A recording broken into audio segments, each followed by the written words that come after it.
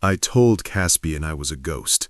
I told him my hands were stained with blood long before I ever touched his car. But as the Vance Empire's assassins close in on our mountain sanctuary, I realize being a ghost isn't enough.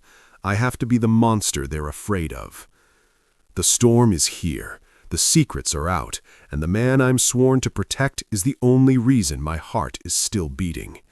I'm Jaxen Vane, and today the hunters become the hunted. This is the final chapter of our survival on Gay Stories Chronicles. The Empire is about to find out exactly what happens when you try to take what belongs to a man who has nothing left to lose. The wind didn't just howl around the cabin, it screamed like a wounded beast. A mountain snowstorm had rolled in faster than I'd anticipated, burying the world in a blinding sheet of white. The old cedar logs of my sanctuary groaned under the pressure, but inside, the only sound was the crackle of the fire and the unsteady rhythm of Caspian's breathing. He was sitting on the floor, wrapped in a thick wool blanket I'd pulled from the cedar chest. The firelight played across his pale skin, making him look even more like a ghost than the day he'd skidded into my life. He was staring at the strip of silk he'd tied around my arm earlier, now stained dark with my blood. "You're staring at it again," I said, my voice a low rumble that seemed to vibrate in the small room. I sat on the hearth, the heat of the flames at my back, but I felt a different kind of chill. Caspian looked up, his gray eyes searching mine. "They knew you, Jaxen. Those men in the garage, they didn't just see a mechanic. They saw a monster they were afraid of. Who are you? Really?"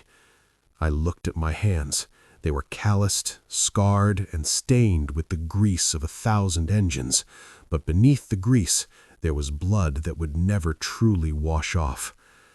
"I grew up in a place where you didn't have a name, you had a number," I began, the words feeling like shards of glass in my throat. "I was recruited into a black bag unit before I was old enough to vote. They told us we were the invisible shield. They told us we were heroes, but heroes don't do the things I did, Caspian." I stood up and walked to the window, watching the snow bury the Bronco. "My unit was called the Erasers. When a corporate empire like your father's had a problem, a person who knew too much, a rival who wouldn't sell, a scandal that couldn't be silenced, they called us. We didn't just fix problems, we made them disappear." I heard the soft rustle of the blanket as Caspian stood up. He walked toward me, but he didn't stop until he was standing right behind me. I could feel the heat radiating from his body. "I spent 10 years being a weapon for men who had too much power and not enough soul," I continued, my voice dropping to a whisper. "I've seen how your father's world works from the inside. I've seen the bodies buried under the foundations of those glass skyscrapers. And then, 3 years ago, I was told to erase a journalist. She was 24. She had a daughter." I closed my eyes, the memory of that night in Berlin flashing behind my eyelids, the cold rain, the crosshairs, the moment I realized I couldn't pull the trigger. I didn't do it. Instead, I erased my unit. I burned every file, every server, and I vanished. I thought if I moved to a town like Blackwood and fixed tractors for the rest of my life, I could pretend the man I was didn't exist. I thought I could be a ghost. I turned around to face him, expecting to see horror. I expected him to shrink away from the man who had admitted to being a professional killer. Instead, Caspian was looking at me with a profound, aping sadness. He reached out, his small, warm hand resting against my scarred chest, right over my heart. "We're both ghosts, Jaxen," he whispered. "My father tried to turn me into a machine, and your handlers tried to turn you into a blade. But look at us. We're still breathing. We're still here." "I have a body count, Caspian," I rasped, my hands shaking as I resisted the urge to pull him into my arms. "I'm the kind of man your father hires to do his dirty work. I'm not the hero in this story." Caspian stepped closer, forcing me to look him in the eye. "You're the man who bled for me today. You're the man who gave up his peace to save a stranger. My father hires killers, Jaxen, but he doesn't hire men who love." The word love hung in the air between us, heavier than the snow outside. I'd spent my life avoiding that word. In my world, love was a vulnerability. Love was a way for an enemy to get leverage. But as I looked at Caspian, this beautiful, broken, defiant boy, I realized that I was already compromised. I would kill for him. I would die for him. And, most terrifyingly, I would live for him. Caspian. I didn't finish the sentence. I couldn't. I reached out, my large hands cupping his face. He felt so fragile. Yet, as he leaned into my touch, he felt like the strongest thing I'd ever encountered. I pulled him into a kiss that wasn't about adrenaline or survival. It was an apology for my past and a promise for his future. It was a slow, deep burn that pushed back the cold of the mountain storm. He moved against me, his fingers tangling in my hair, pulling me closer as if he could merge our souls and erase the scars on both of us. For the first time in 3 years, the noise in my head went quiet. The nightmares retreated. We eventually pulled apart, breathless, the only light in the room coming from the dying embers of the fire. "They'll keep coming, you know," I said, my forehead resting against his. "My old unit, they don't like loose ends, and your father won't stop until he has those encryption keys." Caspian smiled, a small, genuine expression that transformed his face. "Let them come. They're looking for a spoiled heir and a retired mechanic." I caught his drift, a dark smirk tugging at the corners of my mouth. "And what are they going to find?" Caspian's eyes flashed with a new kind of fire. "They're going to find out what happens when you hunt a man who has nothing left to lose, and a man who finally has something worth fighting for." I looked at the 9mm sitting on the table, then back at the boy in my arms. The deadly past was out in the open now. There were no more secrets. We were two ghosts in a storm, waiting for the world to find us. But this time, I wasn't running. I was waiting. The storm had passed, leaving behind a world of blinding white and deafening silence. But for a man with my training, the silence didn't mean peace. It meant the enemy was repositioning. I stood at the cabin window, watching the tree line through a pair of thermal binoculars. 2 heat signatures were moving steadily through the brush, 300 yards out. "They're early," I muttered. Caspian was behind me, checking the seals on the windows. He had traded his ruined cashmere for one of my heavy flannel shirts. It was 3 sizes too big for him, hanging off his frame, but he didn't look like a victim anymore. He looked like a man who had decided he was done being a pawn. "How many?" Caspian asked, his voice steady.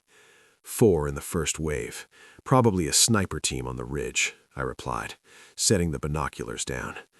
I looked at him, my amber eyes hardening. "This is the moment, Caspian. Once I pull this trigger, there's no going back to Blackwood. There's no more fixing tractors. It's us against your father's empire until one of us stops breathing."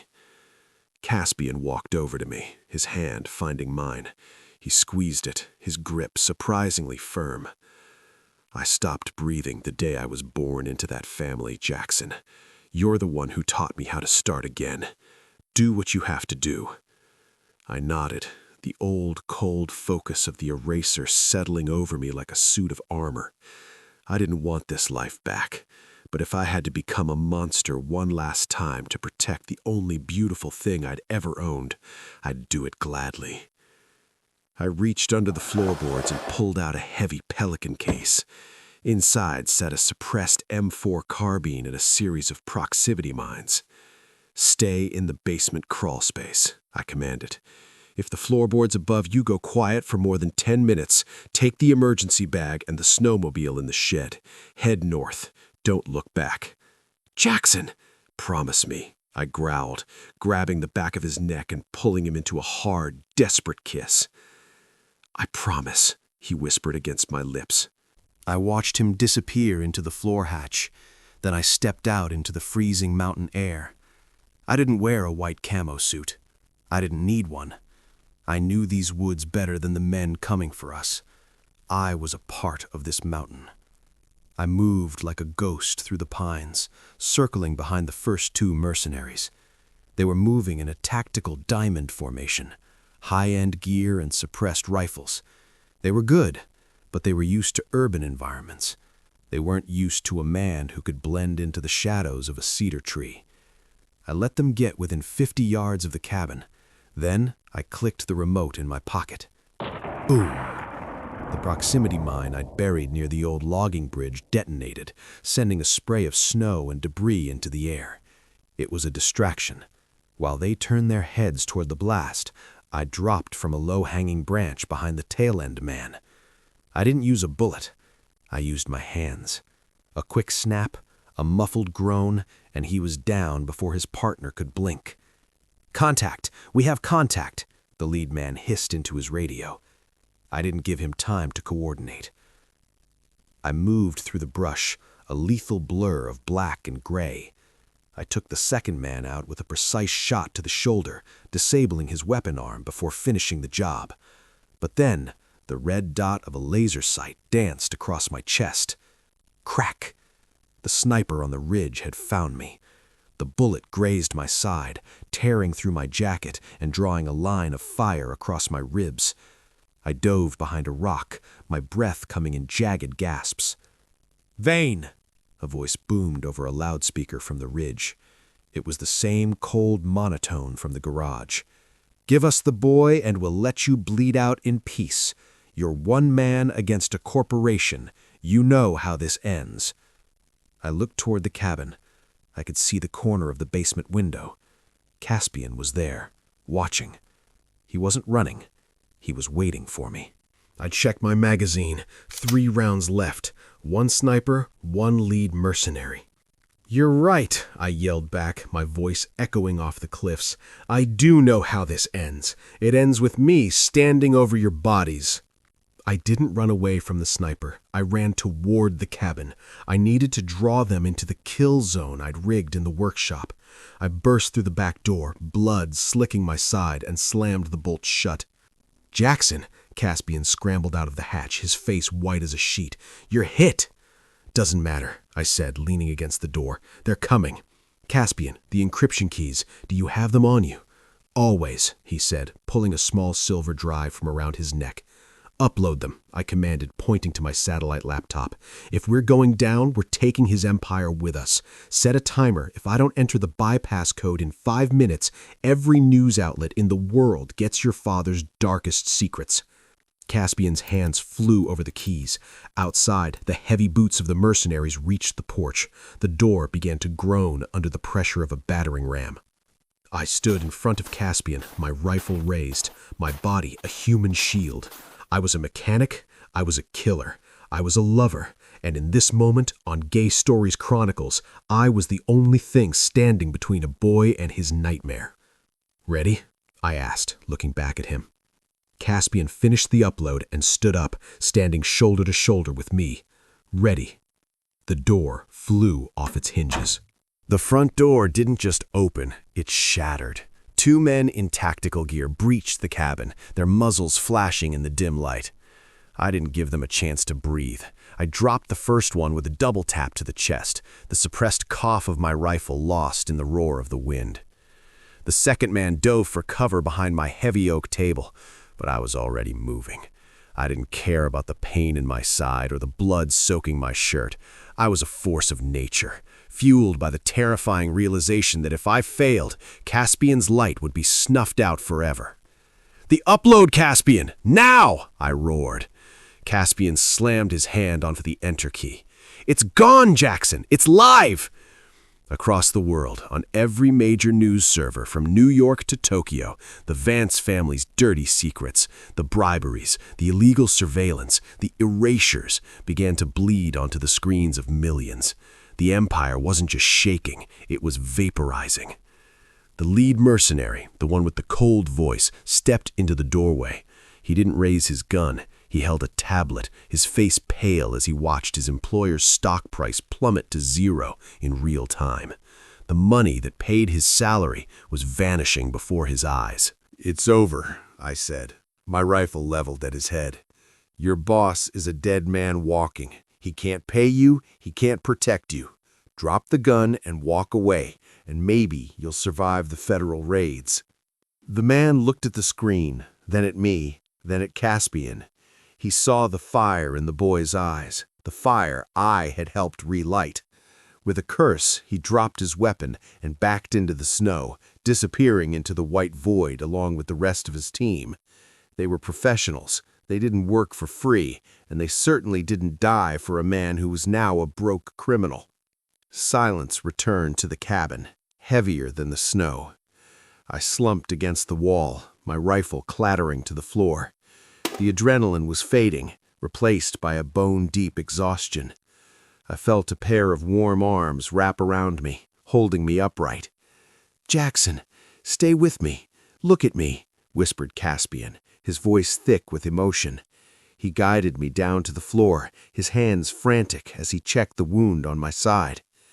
I looked up at him and smiled. It wasn't the grim smirk of a soldier, but the tired, peaceful smile of a man who had finally finished his last job. "We did it, kid. The empire is gone." "No," Caspian said, tears finally spilling down his cheeks. "We are here. That's what matters." The air in the Pacific Northwest was crisp and clean, smelling of salt and pine.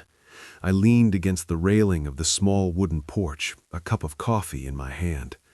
My sides still ached when the weather changed, but the scars were healing. Behind me, I heard the familiar sound of a wrench hitting a metal tray. I turned to see Caspian emerging from the small shed we'd converted into a workshop. He was wearing a pair of old denim overalls, his face smudged with grease, and his silver-blonde hair pulled back. He looked nothing like an heir, and everything like the man he was always meant to be.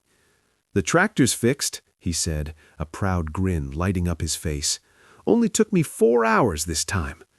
I laughed, pulling him into the crook of my arm. I'd traded my black bag missions for a quiet life on the coast, fixing boats and teaching a billionaire's son how to get his hands dirty. "Not bad, Caspian, not bad at all," I whispered, kissing his forehead. The world still thought we were dead, or perhaps they'd just forgotten about us. To the public, Caspian Vance was a tragic mystery. To me, he was everything. I had spent my life as a weapon, a tool for destruction, but in the quiet of our new home, I realized I had finally fixed the one thing that mattered most. I had fixed a broken life, and in doing so, I had saved my own. I wasn't a ghost anymore. I was Jaxen Vane, and for the first time in my life, I wasn't waiting for the storm. I was enjoying the sun. They say you can't outrun your past, but they never tell you what happens when you turn around and fight it. Caspian and I lost everything to the Vance Empire, but we found something much more valuable in the wreckage: each other. My name is Jaxen Vane, and my deadly past is finally buried. This was our story on Gay Stories Chronicles. If you loved seeing Jaxen and Caspian find their happily ever after against all odds, make sure to subscribe and join our community here at Gay Stories Chronicles. We tell the stories of men who fight for love, and we're just getting started. Jaxen gave up everything to protect Caspian. If you had to choose between a life of quiet safety or a life of dangerous love, which would you pick? Tell us in the comments. We want to hear your heart.